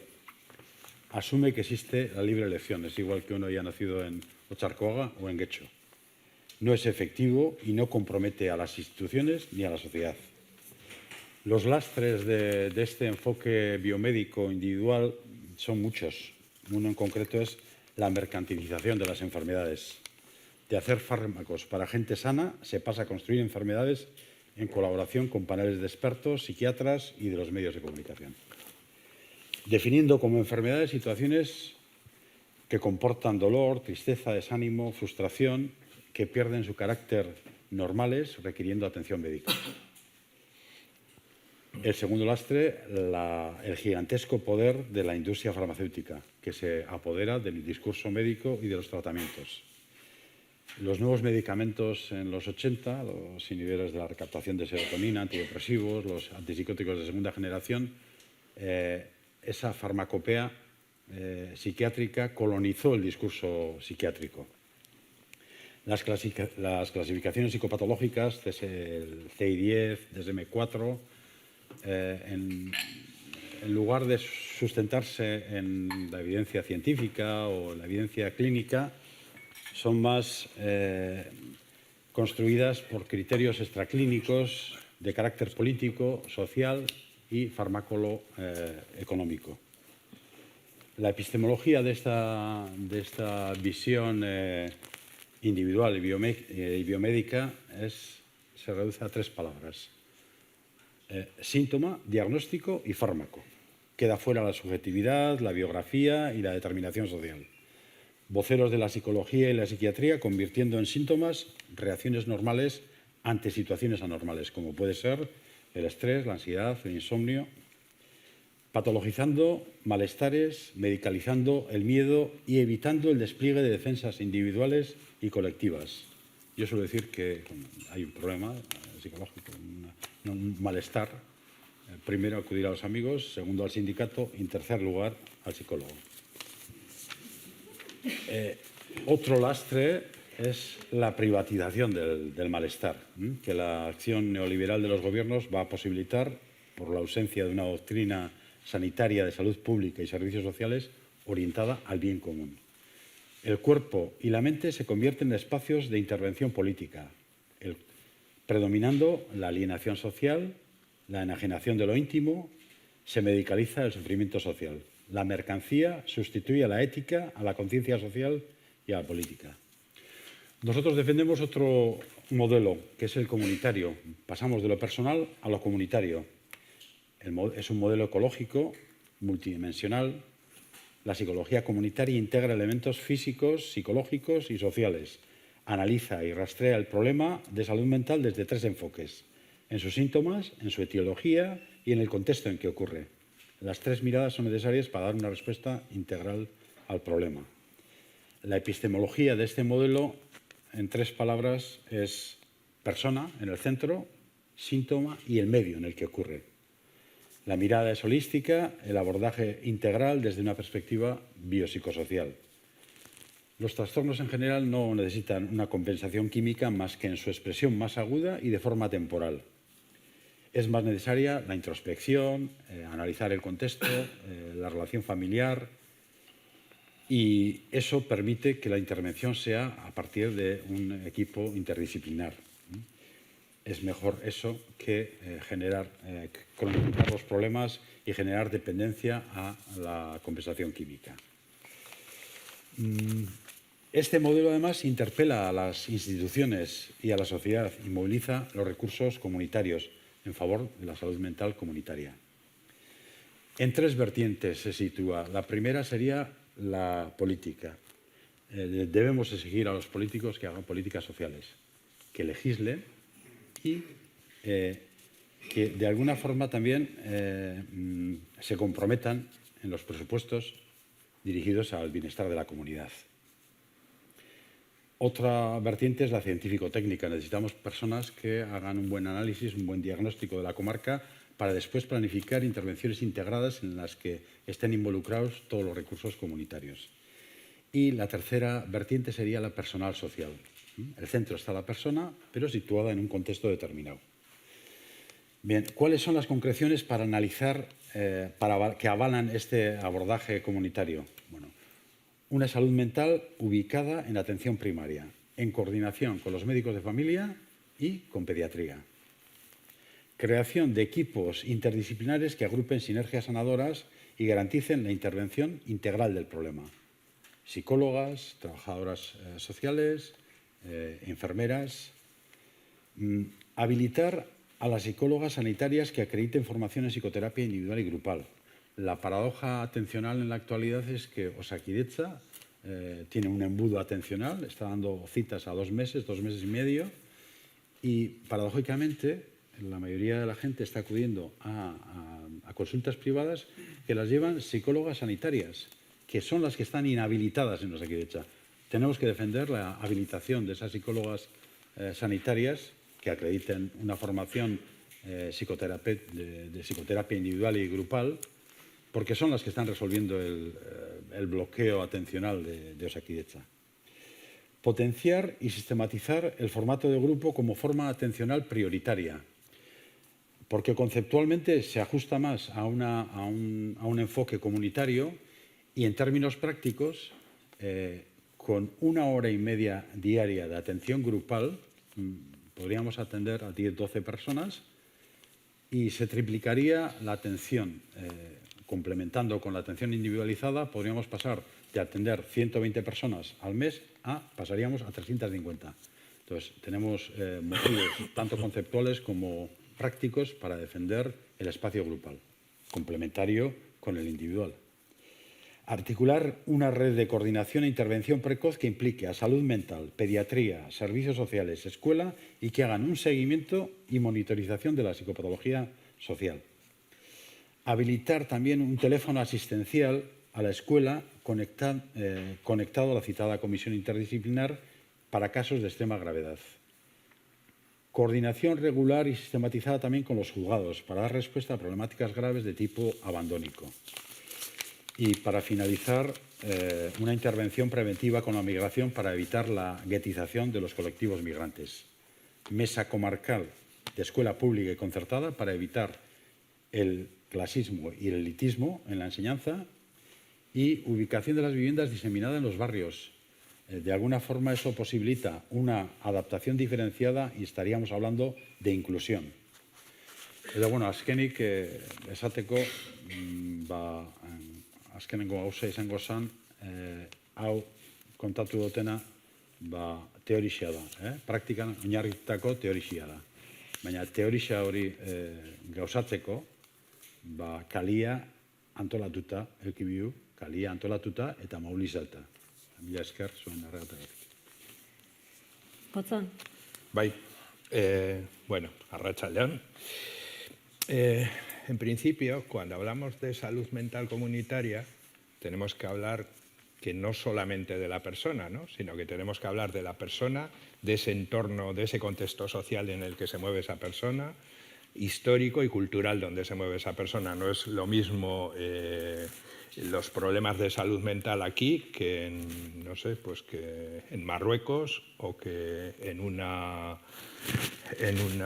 Sudamérica, por ejemplo. Yo me acuerdo que hace muchos años la gente aquí deliraba con Dios, luego pasó la época de delirar con ETA y ahora pues se delira con la policía, etcétera, etcétera, ¿no? Todo esto tiene que ver con ese contexto social, por tanto tenemos que tener el contexto social en la visión, ¿no? Y la salud mental comunitaria lo que hace es centrarse en el vínculo de la persona, ¿no? En ese vínculo que tiene la persona con la sociedad, con su familia, con su entorno social, etcétera, etcétera, frente a la patología, que es lo que hace la psicología, la psiquiatría biologicista, lo que hace es centrarse en esa patología, ¿no?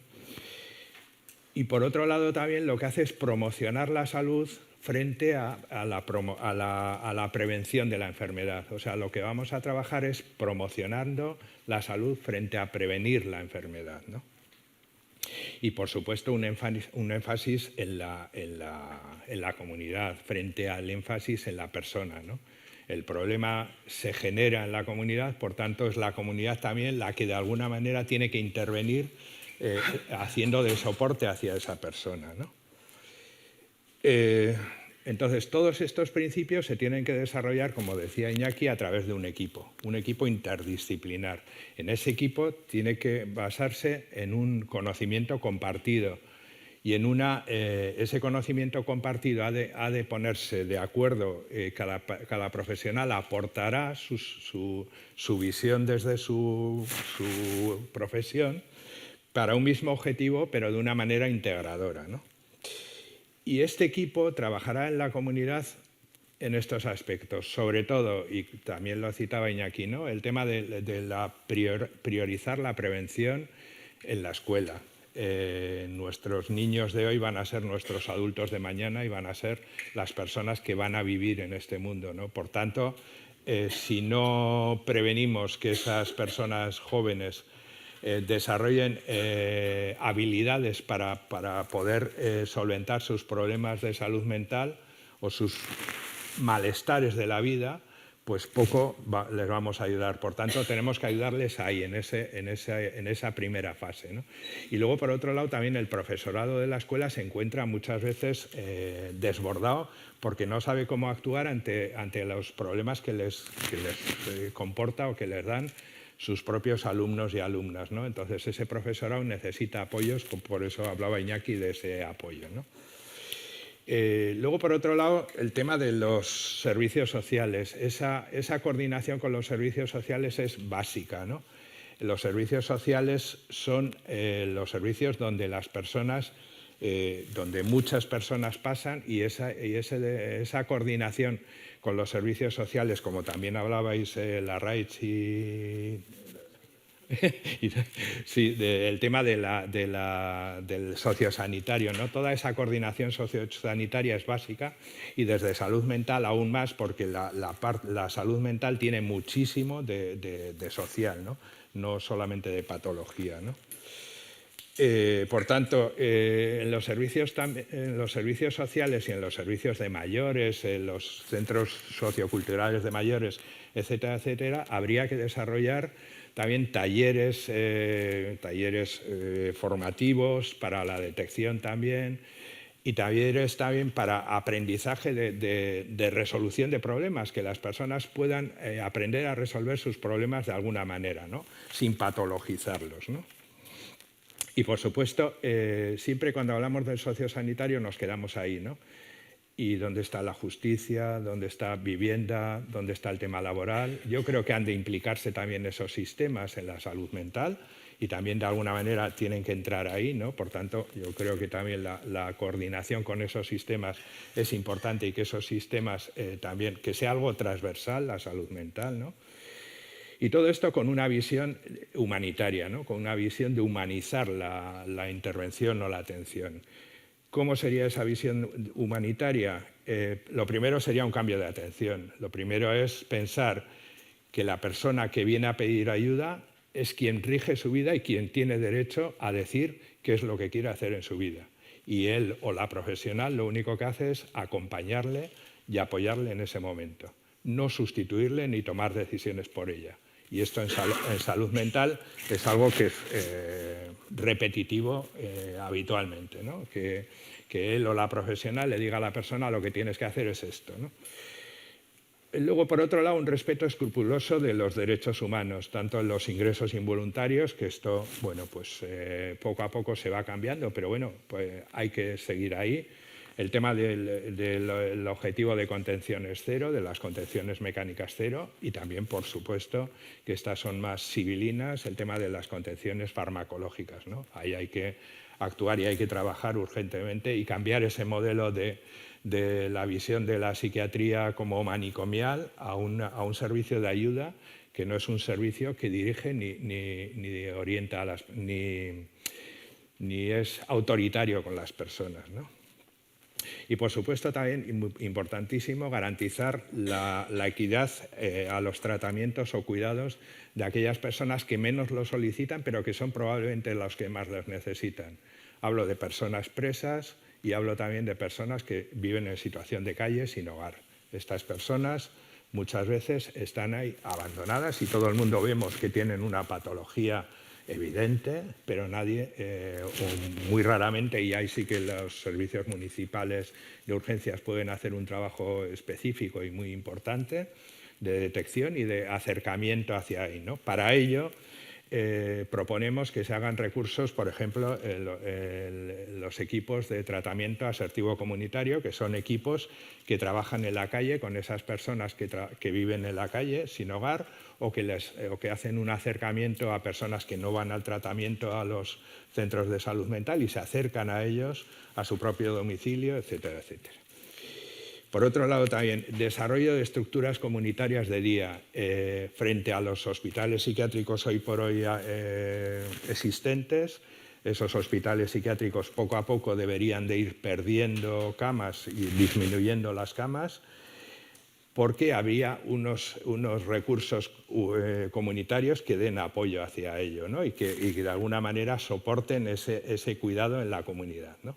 Que esto ya se ha hecho desde los años 80. Yo trabajé en la primera desinstitucionalización que se hizo en Vitoria-Gasteiz, ¿no?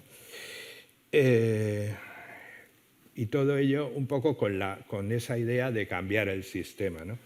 Y os voy a leer al final una frase que escribía Marina Pérez Agua, no sé si le conocéis, es una profesora y escritora andaluza, que decía que gran parte de la psiquiatría ha llegado a la conclusión de que es más fácil cambiar al individuo que cambiar el mundo, aunque ello implique medicar a una persona sana para que se ajuste a un mundo enloquecido, ¿no? Entonces, de alguna manera, a ver si cambiamos esa parte. Qué ricasco. Eskerrik asko, Gotzon. Bueno, Javier, pasamos a la formación. Vale. Arratsaldeon. Bueno, el tema de formación, digamos que he visto un poco los problemas que tiene el sistema de salud, parece de los más sencillos, ¿no?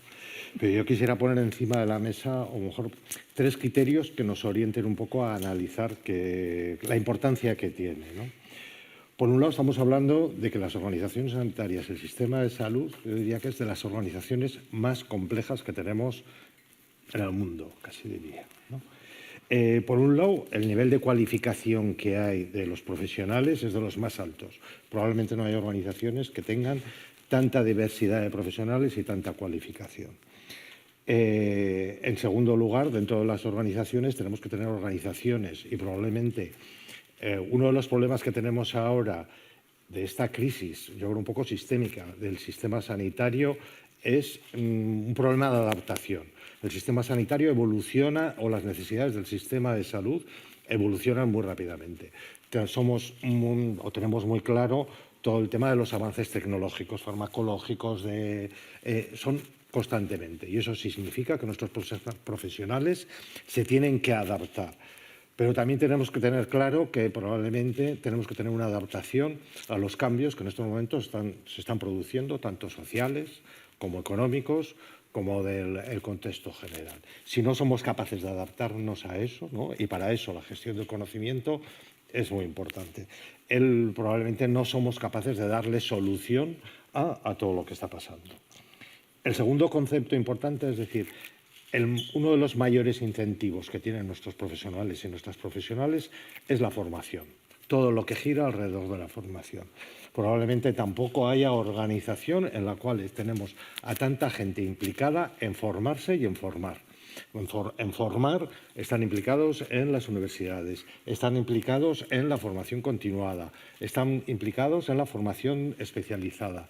Y en muchos casos ha sido dentro de su propio trabajo. En muchos casos no ha habido ni incentivos económicos. Ahora se empieza a hablar mucho más de eso. Pero tenemos profesionales, fíjate la importancia que tiene también es todo lo que gira todo en el mundo de la formación del sistema de salud. Los congresos, todas las jornadas científicas que tenemos, revistas científicas que existen alrededor de todo eso.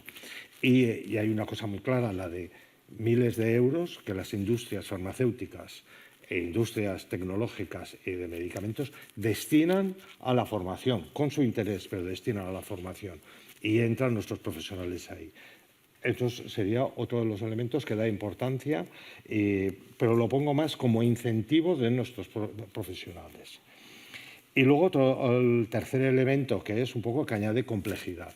La formación, en este momento, la responsabilidad y competencias es muy distribuida.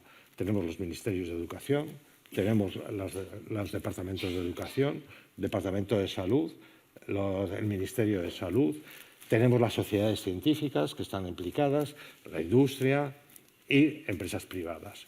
Todo eso son agentes que en estos momentos están implicados en la formación dentro de nuestro sistema.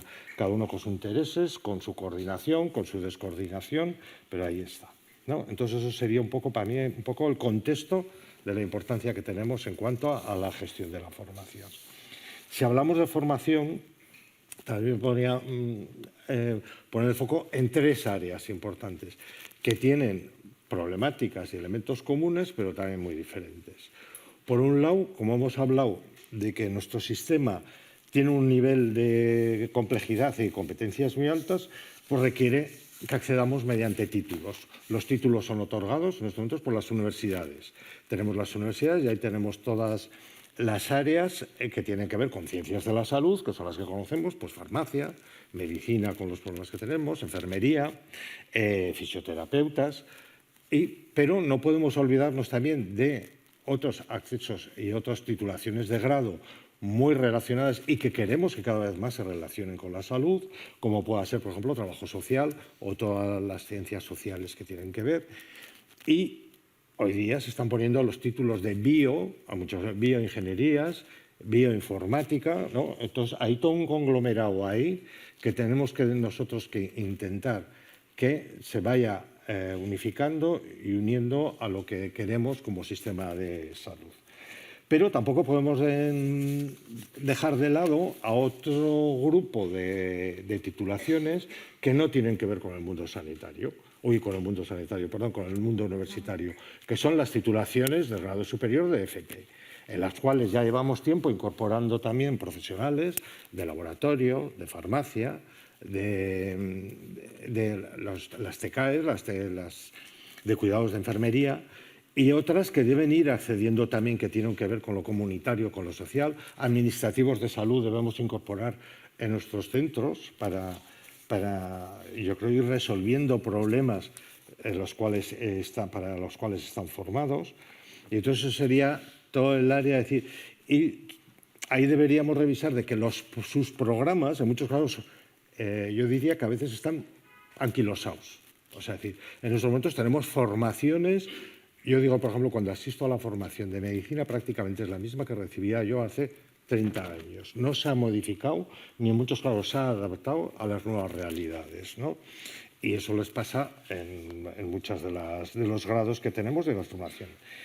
Otro de los elementos que a mí me parece importante, y sobre todo dentro del ámbito universitario, tiene que orientarse, me parece, a la formación y a la implicación de profesionales que tengan que ver con una visión de salud pública y de atención primaria. Para mí es prioritario. Y eso en todas las. El otro bloque es la formación sanitaria especializada, también conocida como el sistema MIR, pero que abarca más que a médicos internos residentes en estos momentos, a farmacia, a psicólogos, a farmacéuticos, a biólogos, y están los médicos, enfermería, todo es el sistema de formación sanitaria especializada que se ha ido estructurando. Está muy estructurado, ahora acaban de tener el examen, acaban de tomar posesión y en unos días se empezarán a incorporar a nuestros centros. Yo ahí remarcaría dos aspectos importantes. Uno, tenemos que conseguir ampliar el número de plazas que tenemos de formación sanitaria especializada, no de forma indiscriminada, pero tenemos que visualizar algo dentro de la rigidez que tiene, es descentralizar. Tenemos que visualizar que en nuestros hospitales comarcales y probablemente en nuestros centros de salud más rurales menos centralizados dentro de lo urbano puedan incorporarse en el sistema de formación sanitaria especializada. Tenemos que descentralizar. Y luego un elemento que es constante, que tiene que ver con los profesionales y los tutores y tutoras, hay que reconocer las tutorías, y hay que reconocer e incentivar. Y hay que contemplar, como va a ser en todo el tema de la formación, que dentro de las plazas que tenemos de profesionales se contemple las tutorías como una parte del trabajo, ¿no? Porque si no, en estos momentos estamos teniendo una pérdida de profesionales que quieren ser tutores, y sobre todo, otra vez, en el ámbito de la atención primaria. Porque en el ámbito de la atención primaria es muy complejo compaginar la clínica con la formación. Entonces, hay que priorizar, estipular plazas que contemplen que son tutores y tutoras de la formación sanitaria especializada. Y por último, tenemos la más conocida, es la formación continuada dentro del sistema público de salud. Ahí yo creo que hay una dispersión total de la formación que se hace. Básicamente está en manos de la industria farmacéutica, básicamente, y de la industria de tecnologías sanitarias. Por parte de nuestro sistema público de salud, debe definir los perfiles profesionales y los itinerarios docentes. Debemos definir en cada plaza cuáles deben ser las competencias, cuáles deben ser los conocimientos y habilidades que deben tener esos, y a partir de ahí cuál es el itinerario docente que debemos tener, y adaptarnos a los cambios y adaptarnos a las situaciones del cambio de modelo de salud o de atención de salud que tenemos. Es prioritario. Si no tenemos definido eso, es muy difícil que podamos tener esos itinerarios, ¿no? Luego, por otro lado, debemos regular claramente la influencia de la industria farmacéutica y la industria de tecnologías médicas. El tema de los patrocinios debe estar claro, pero no deben influir en cuáles son nuestros objetivos de salud. Y regular claramente en nuestros profesionales los conflictos de interés. Debe estar regulado el conflicto de interés en cuanto en ese tipo de formación. Y para terminar, un poco decir, bueno, al final, ¿qué plantearíamos? ¿Qué prioridades? La visión tiene que ser global. Debes de contemplar que esto desde una perspectiva global y que conecta tanto el sistema educativo, las universidades y el sistema público de salud. Ahí eso lo tenemos que tener claro. El objetivo debe ser, tenemos que garantizar, nuestro objetivo es garantizar que tenemos los recursos suficientes en número y en cantidad, pero también en cualidad, ¿no? ¿Qué cualificación tienen nuestros profesionales? Y no solo en un momento puntual que se produce un acceso al sistema público, sino que tiene que ser continuidad dentro del sistema, ¿no? Es decir, y para que pueda ser adaptable a las necesidades de salud, tanto actuales como futuras, ¿no? Y a todas las modificaciones de los cambios científicos que se nos producen. Todo ello tenemos que tener planes de formación que estén integrado dentro de las estrategias y de los planes de salud. Todos nuestros planes de salud y nuestras estrategias deberían tener el componente formativo y de gestión del conocimiento asociado, ¿no? Porque si no, nuestro sistema no será capaz de transformarse y de adaptarse, ¿no? Importancia de las políticas de personal. Está claro que los incentivos, la definición de plazas, la definición de puestos de trabajo pasa por unas políticas de personal proactivas y que definan, ¿no? Y que incentiven la formación, ¿no? La implicación, sobre todo, el ser docente, ¿no? Y luego, en la parte de discente, la de recibir formación, que en muchos casos sea contemplada dentro de los puestos de trabajo con un componente importante, ¿no? Y todo esto, claro, tiene que tener una financiación suficiente y debe ser clara y transparente esa financiación. En estos momentos, yo por lo que sé, no sabemos cuánto estamos gastando en formación, ¿no? Y luego, aunque venga así, necesitamos nuevas infraestructuras. Creo que es importante que exista la creación de una escuela de salud pública y administración sanitaria que dé soporte a muchas de las áreas de formación que en estos momentos, tanto en gestión de administración o en salud pública, y no solo en lo que son las profesiones sanitarias, sino cualquier profesional que trabaje, me da igual de ingeniería, del derecho, que vaya a trabajar en salud, tiene que tener una visión de salud pública. Y esa visión se la vamos a dar desde una escuela. Y luego hay otro elemento que también queda un poco así, pero que necesita una inversión importante y que tiene que ver, la formación en salud requiere prácticas claras dentro de nuestro sistema.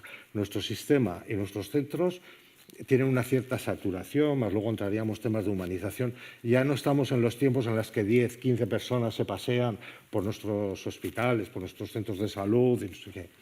Y luego yo creo que tenemos que incorporar las nuevas tecnologías formativas, me da igual inteligencia artificial, realidad virtual, con lo cual tenemos que desarrollar toda una red de centros de simulación. Hay todas unas tecnologías que están ahí puestas en marcha que deben permitir a nuestros profesionales, tanto los de grado como los que en estos momentos están, los que trabajan en los centros de simulación. Y debemos hacer una red, hay que hacer mucha inversión ahí. Eskerrik asko, nada más. Gobernantza hizkuntza politika eta aurrengo maila pasatuko gara. Bai. Asier? Ni gobernantza ereduaren proposamena landu dut, eta hori da osasun paktuan definitu duten atala. Eta, bueno, Rebekak lehen esan duen bezala, azkeneko 2 urteak egon naiz paziente eta erabiltzaileen zerbitzuan lanean, SAPU. SAPU zerbitzuan, eta horrek balio izan dit gauza asko ikusteko. Bronka asko jateko bai, baina baita balio izan dit ikusteko osakidetzaren alderik txarrena, baina baita ere ikusteko nun inzitu dezakegun gauzak hobetzeko. Eta ikuste jendea itxaron zerrendetaz eta tratu enkesaz aparte asko inzitzen duen kexa badala, Carlosek esan duen bezala, gaur egun gobernantza eredua zein den, da oso vertikala, oso opakoa, eta ez dago parte hartzerik. Orduan, pixka bat bide hori hartu dugu, ez? Bai.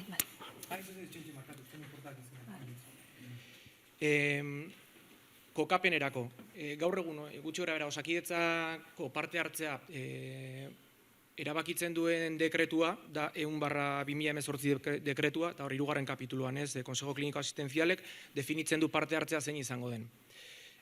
Bueno, spoiler, ez dago parte hartzerik, herritarren parte hartzerik. Orduan, pixka gezurtxo bat esan dut.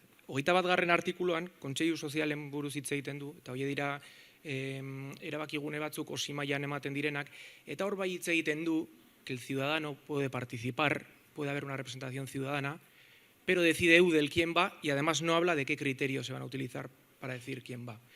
Orduan, hasieratik ja ikuste dugu, dekretu hau gurekin ez dijo hala, eta buelta bat eman behar zaiola guztiz, ez? Orduan, parte hartzeari dagokionez, garbi daukaguna da, herri edo auzo mailan antolatutako herri kontseilu edo komisio herrikoiak sortu behar direla, zuzenean eukitzeko aukera hitz egiteko beraien osasun zentroetako ardurarekin. Iruditzen zaigu hori minimoa, gertukoen dagoen lekua delako. Asmoa izango litzateke organo guztietan egotea herritarren ordezkaritza bat, baina ulertzen dugu, minimo auzoetan eta osasun zentroetan, herrietan eta egon behar duela.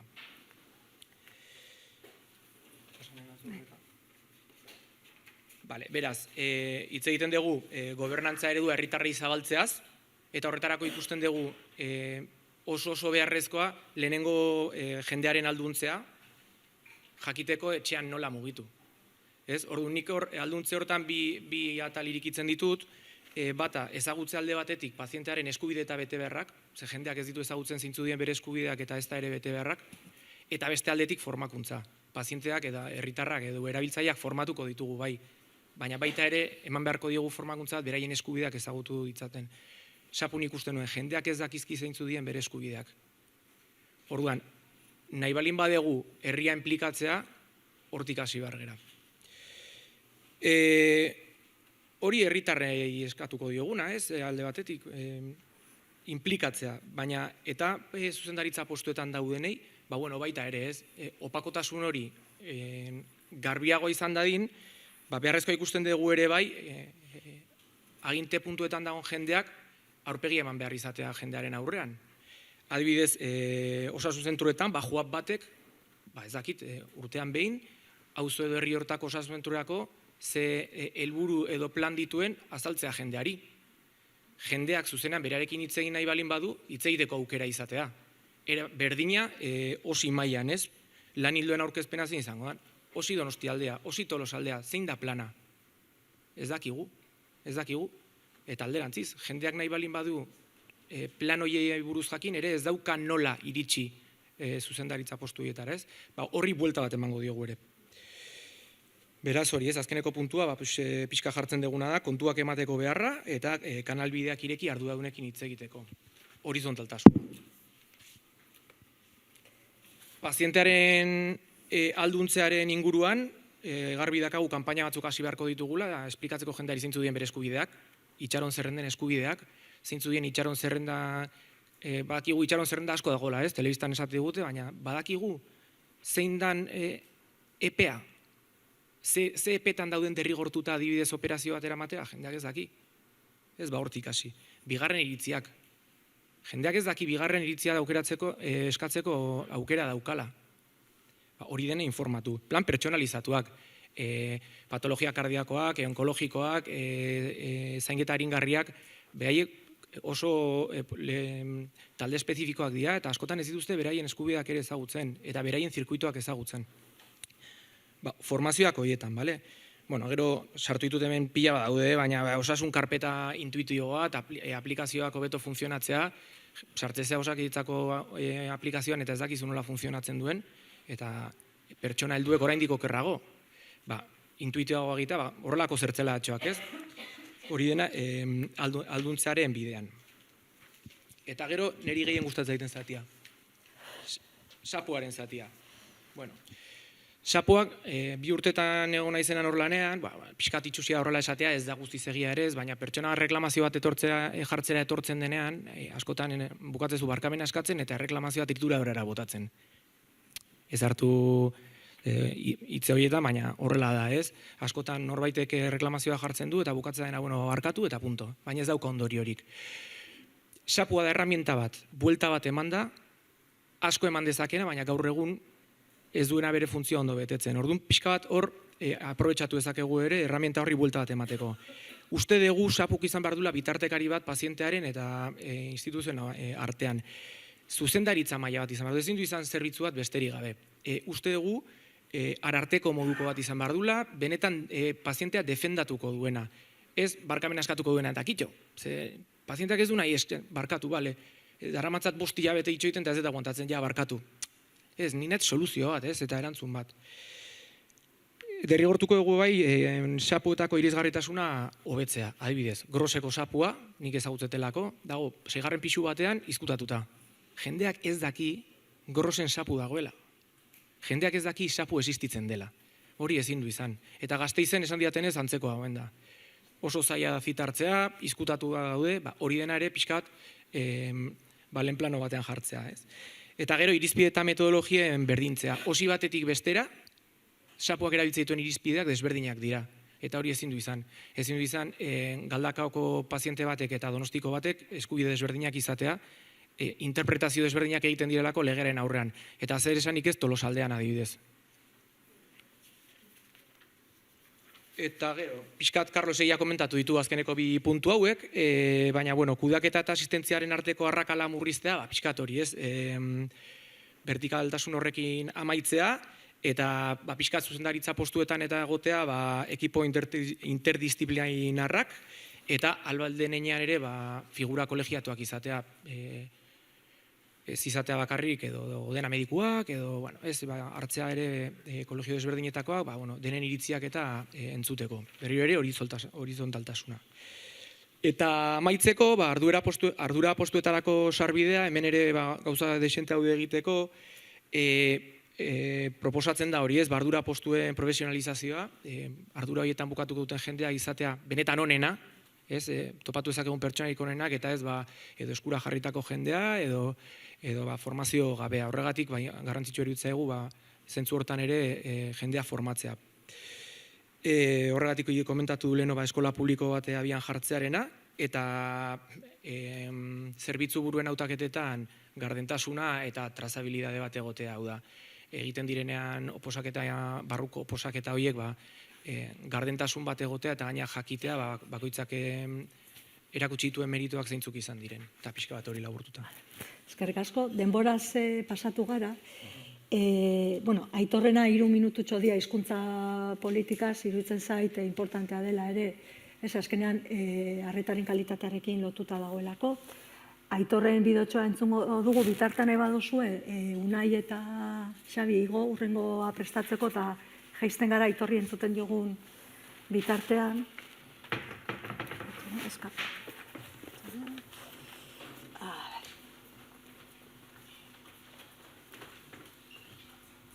Gaur egun indarrean eta eskura daukagun ebidentzia zientifikoak argi eta garbi erakusten du kalitatezko eta ekitatezko osasun arreta pazientearen hizkuntzan eskaini eta ematen dena dela.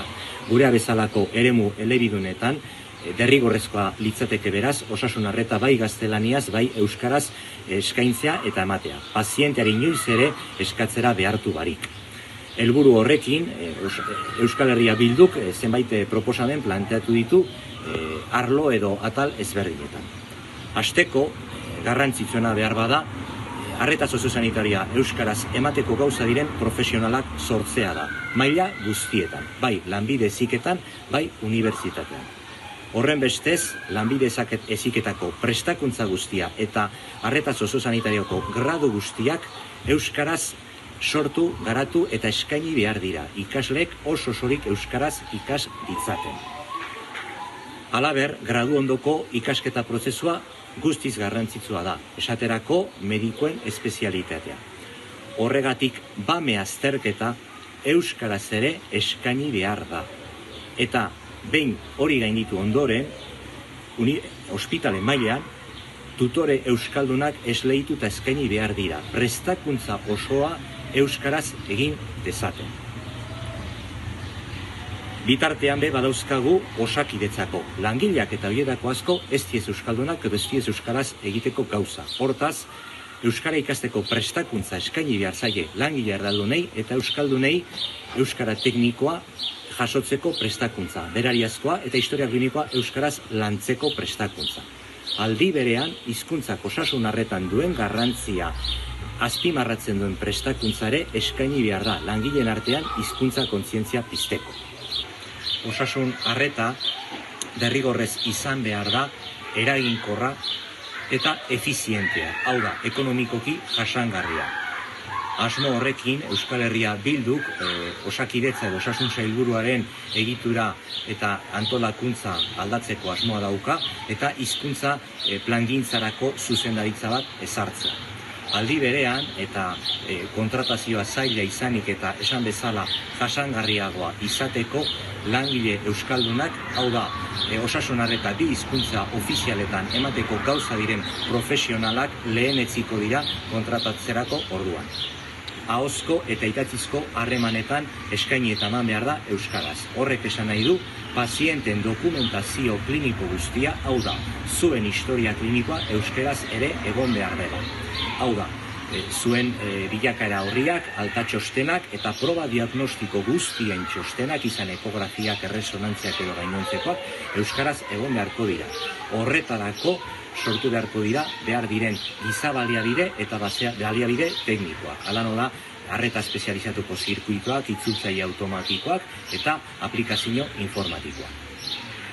Helburu nagusia edo azken xedea zera litzateke kalitatezko eta ekitatezko osasun arreta eskaini, eman eta bermatzea. Bi hizkuntza ofizialetan, ahozko eta idatzizko harremanetan, maila guztietan, bai lehen mailako arretan, bai ospitalean eta egunero eta edozein ordutan. Aitorri tokatu zaio hizkuntza politikako lantaldean borrokatzea eta hizkuntza irizpideak bermatzeko neurriak eta politikak bultzatzea. Gure aurkezpena bukatu dugu, orain pasatuko gara Unai eta Xabierrekin. Bitartean galderarik edo baldin badaukazue, sartu ane.